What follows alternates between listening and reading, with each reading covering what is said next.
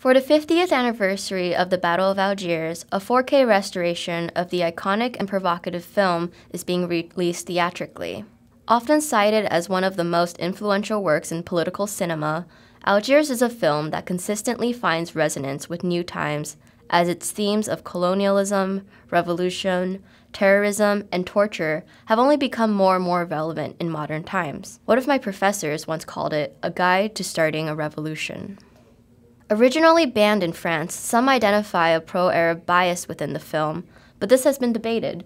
Creative of Casbah Films, former member of the FNL, writer of the memoir Souvenirs de la Bataille d'Alger, and actor Saadi Youssef, however, says his ultimate goal was an objective, equilibrated film that is not a trial of a people or of a nation, but a heartfelt act of accusation against violence and war. Indeed, the film candidly addresses terrorism on both sides, and critics have noted the film's moral ambiguity. The film's accuracy was also notably praised by Lieutenant Colonel Roger Trinquier, author and veteran of the 10th Division of Paratroopers. But there's already a lot out there about the endeavor and brilliance of this film, so I want to talk about why it's worth rewatching Battle of Algiers now and what we can take away from this story. Diving a bit into the history, audiences of Battle of Algiers have always found reflections of their own wars within the on-screen conflict. While obviously not one-to-one comparisons, viewers in the 60s saw parallels to the war in Vietnam and the civil rights movement.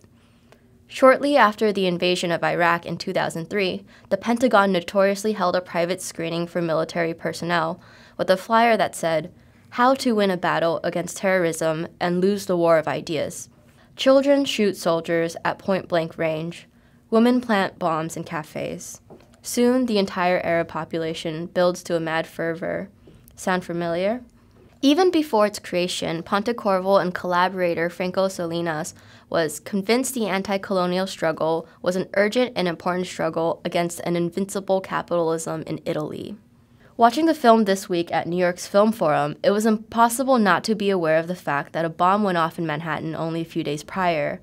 As an Arab worker is falsely accused of killing a policeman by a group of French people, and a mob directs their anger about terrorism towards a young Arab boy, it's impossible not to see parallels to America's history of assigning danger to non-white bodies through profiling, police brutality, and other forms of physical and non-physical violence.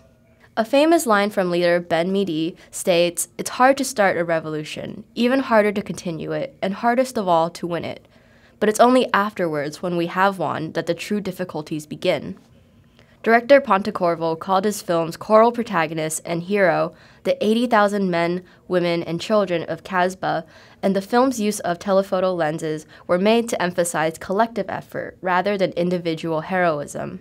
If that's where we're meant to see ourselves, the Battle of Algiers not only serves as a teaching moment for an important period in history, but as an opportunity to examine our own current state of politics.